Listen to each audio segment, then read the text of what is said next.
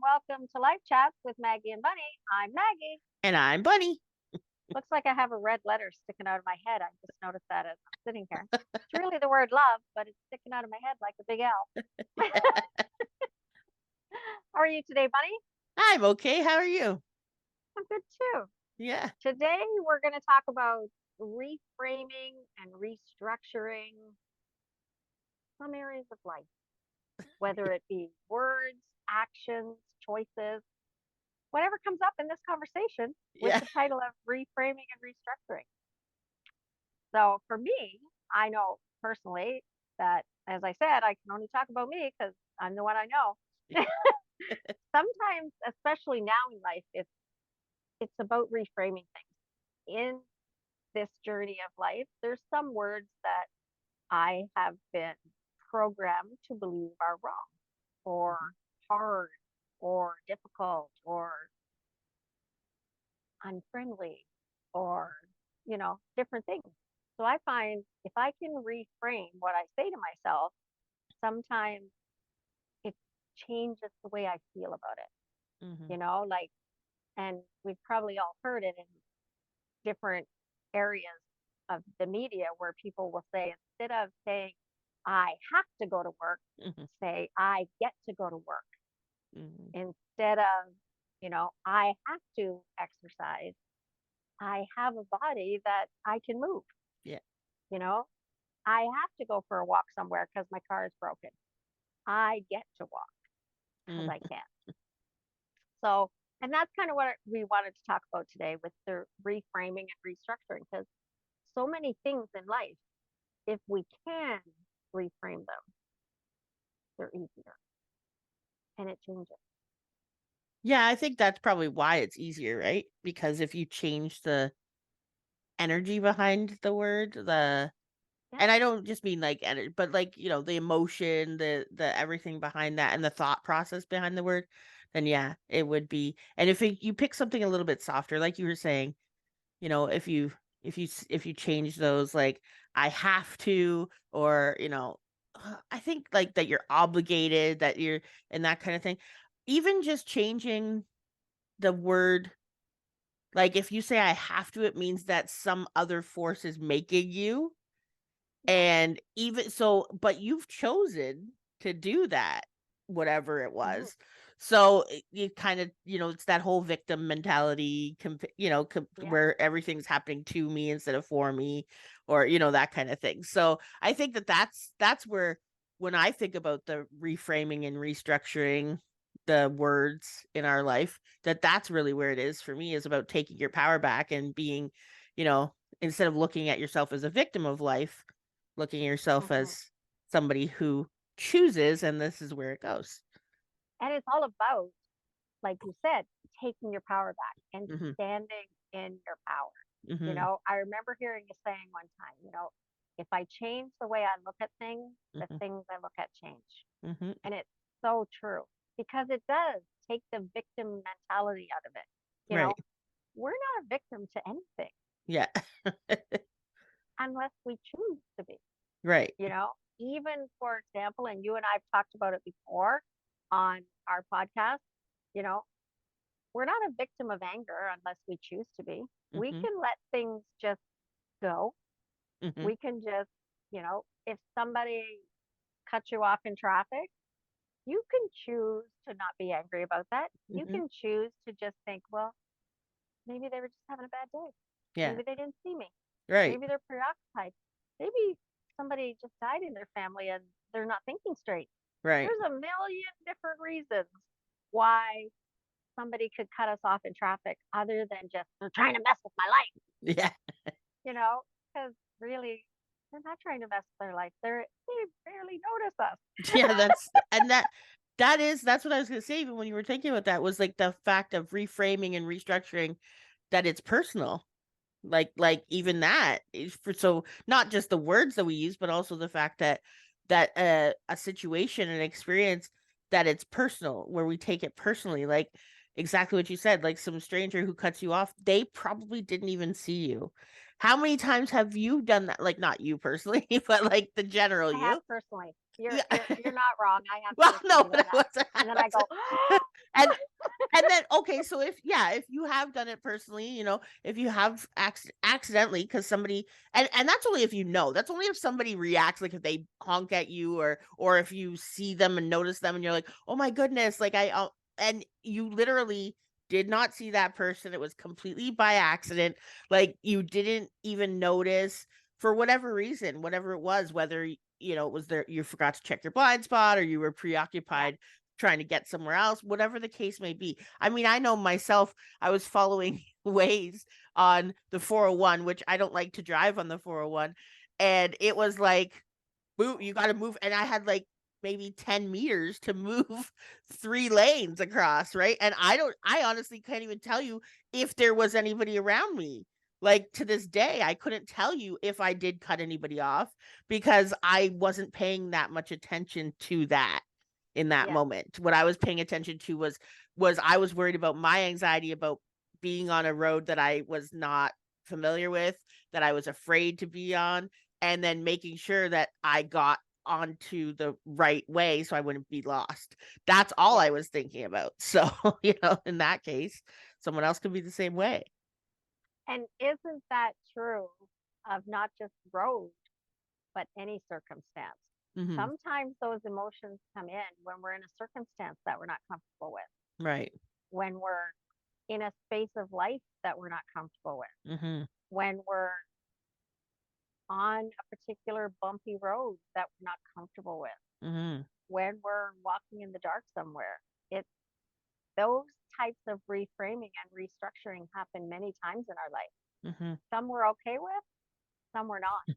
Yeah. And I think a lot of the time it depends what else is going on in our life. Right. Like if you were in a city that you knew and on a road that you knew, Mm-hmm. you wouldn't have the same type of anxiety For to it. sure. Yeah. But, the same thing happens if I'm driving in places that I don't know, Montreal being one of them. I've If I never have to been. drive, if I have to drive in Montreal, I just hate it because it's the same type of thing. I have the anxiety already. So it Mm-hmm. doesn't really matter what happens there Mm-hmm. because I've already told myself before I even get to that point, Mm-hmm. you have anxiety driving there. Right. So I already have anxiety. Right. It didn't, being there didn't give it to me. The same as driving in Toronto. Driving in Toronto gives me anxiety. Right. No, driving in Toronto doesn't give me anxiety. The thought of Right. driving in Toronto gives me anxiety. Right. I could drive in Toronto where there's no traffic, Well, yeah, I could probably drive in but Toronto if there's no traffic too. and that's where, looking deeper then, no, it's not Toronto's fault to have anxiety when I drive there. It's mine Yeah. because I recognize that I have anxiety when I drive there. I have it before I even get there. So Yeah. Yeah. it's got nothing to do with the event. It's got to do with history.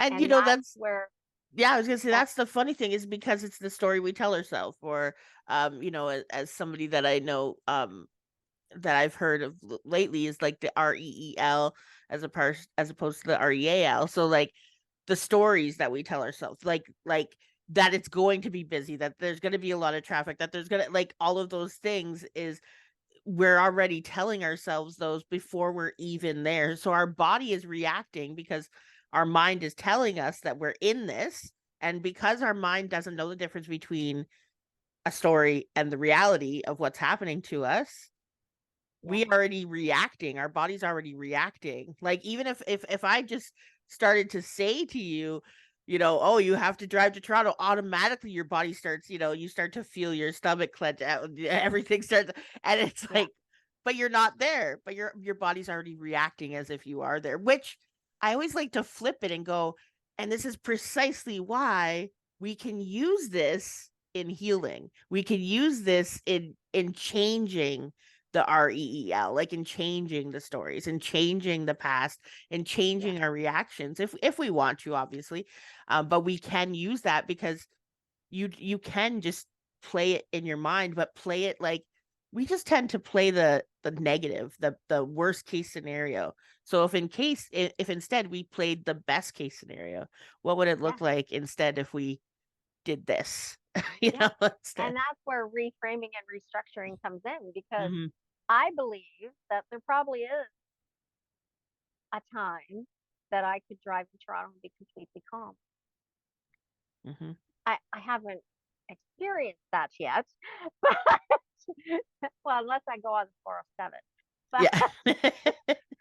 it's and that's where restructuring that real that I tell myself, because it might not always be difficult. If Mm-hmm. I did it more often, I might be more comfortable with it. If I was reframing it and saying, I'm going to be okay. And maybe I'm not at the place in my life where I can do that with driving in Toronto or Montreal, Yet. but Yeah. maybe I can choose, yeah, but Yeah. maybe I can choose smaller things in my life to reframe them. Mm-hmm. And that, you know, that's what I want to get across to our listeners. What are those things in your life that you tell yourself? What are the stories that you tell yourself that you could reframe, Yeah. that you could possibly be at a time in your life? And it has to be at a time in your life. There's something in my life that I'm working on right now just because it's time. Mm-hmm. Doesn't Wasn't time a year ago, wasn't time 5 years ago. Right. It's time now. So life is like that. You know, Mm-hmm. we say that on Life Chatz. Life is Yes. like that. Life changes, Yes. and you don't have to do everything at one time. You Right. don't have to uncover every rock on your path on the first journey through. Mm-hmm. We can take our time and we can reframe as we feel able, when we feel ready, Mm-hmm. because sometimes reframing takes work. Yeah. And also the like the fact that you're afraid, well, I'll say you get anxiety driving in Toronto doesn't mean that you have to drive in Toronto completely without any anxiety. Like tomorrow, just choose, hey, I'm going to drive without any anxiety. Doesn't mean it's going to happen like that and that you're a failure if you do have Right. anxiety. Like, or if you go and you drove 30 seconds without anxiety, but then you had anxiety for 10 If I drove minutes. one exit. Like, exactly. So, And in reality, I'm not a failure even if I chose to never right. drive in Toronto. Exactly. And Yeah. I think that's the restrictions that we sometimes put on ourselves of, Mm-hmm. I'm a failure if, Right. or a success is. And what if you're just not a failure? Mm-hmm. You know, what if you can look at it and say, it really doesn't matter if I ever drive in Toronto, as long as I Mm-hmm. have someone to take me there if I need to go there. You know what I'm saying? Like, it doesn't have to be measured that way. If at some point I want to feel more comfortable with that, then yeah, I could practice going a couple of exits or Mm-hmm. Well, stuff like that. I had a thought of, and it's a similar thing on what what we think of as failures is actually it's funny because actually it comes from conditioning and beliefs and programming, that kind of thing.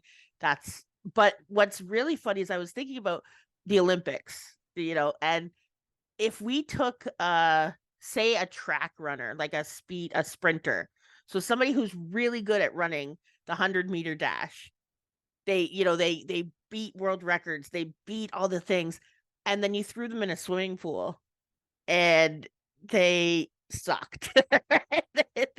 They came last every meet. That you wouldn't say, oh well, they're a failure as an Olympian because they could only run really fast. They can't swim really fast, and they can't jump really far. They can't, like, you wouldn't do that. So it is okay to, you're not a failure. You can celebrate the things that you do really well without using like the things that you don't do very well and kind of, holding yourself to that standard instead. So that's Mm-hmm. sort of what for this is like the same thing. If you want to reframe your life, you may reframe only certain parts of it, and other parts Yeah. you're like, I'm going to improve that, or I'm going to, whatever the case may be. So, yeah. Yeah. And this life is a journey. Mm-hmm. It's not a journey that we have to race through and get everything correct and do all of that. It's not. It's a journey of exploration. It's a journey of trying new things. It's a journey of seeing what we are today and what we are tomorrow and what we are a, a year from now, Mm-hmm. because I can pretty much guarantee that the person I am today, although I think I'm pretty good, Yeah. but the person I am today isn't the person I'm going to be a year from now. Mm-hmm. And that's okay. Yeah. That's okay. I can evolve and change, and circumstances can change, and things come in, things fall away. Mm-hmm. It's okay. There's, Yeah. I don't have to stay the same, Yeah. For sure. And we don't you know? actually stay the same. I know that, people think, but even if you look, like, I know that, you know, getting older, and so it's finding new little wrinkles, on my face or something. Like, so that's me noticing that I'm changing, like, even without conscious, like, I'm not saying put that new Yeah. smile wrinkle on. Usually that's where it's from, is smile wrinkles. And I'm not saying, hey, do this. I'm not consciously aware of it, but it is still happening. So I think even that's the thing too. If we take steps and reframe something that is what we would think small. So if you think that your life is, you need to make a whole bunch of changes, you're at a point in your life where it just isn't measuring up for you anymore, and you want to make changes, but you don't want to you don't know how to make a change to affect a whole. Making a small change and a reframe of a small thing, it's going to make a big difference. I actually Hmm. saw this video, and it said something about, if for 30 years you were a farmer, and if for 30 years you took your cart to the market in the exact same path every single day for 30 years, back and forth, you would create really deep ruts.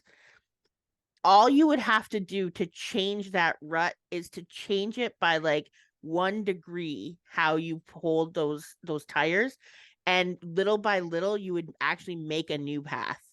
And Hmm. so, like, 1 degree of a 360-degree circle is very, very tiny, right? Yeah. But in the long run, it makes a huge change. And I actually believe too that anytime I've made even what was perceived as a small change, it actually opened opportunities for other things Yeah. to come into my life, or opportunities for me to make other changes, which then it's like, oh wow, okay. And it's like you wouldn't even recognize where you were because Yeah. of those small changes. So yeah. And that's the thing. It does, those small changes do change the whole pie. It does Hmm. change the whole outlook of it.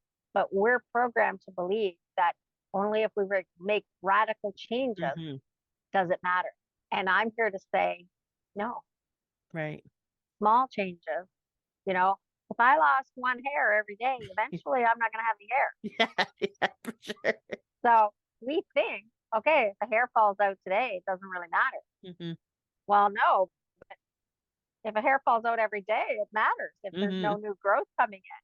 So Right. it's that type of thing. It's not, we don't have to do big things, but sometimes in our programming of our brain, I'm told, and I tell myself, I can only use myself. Hmm. I tell myself, well, unless you can fix that completely, don't even try.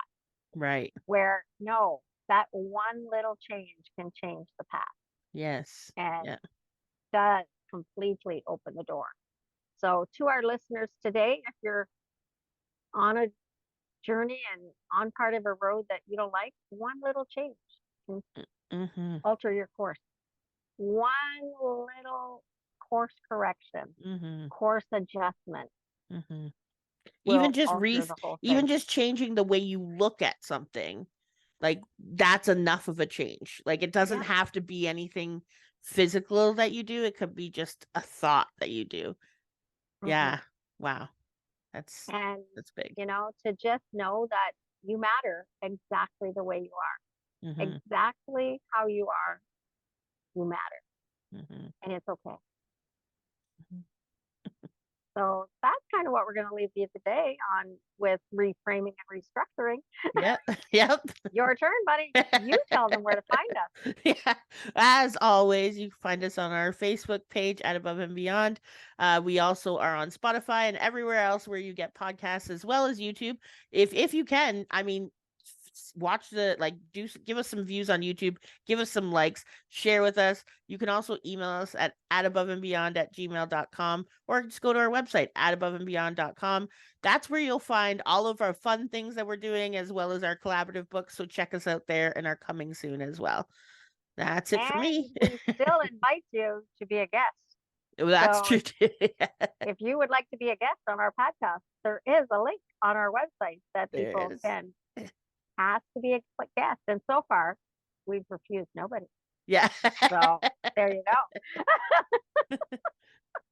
Well, that's it for Okay. today. See you next week. Bye. Bye.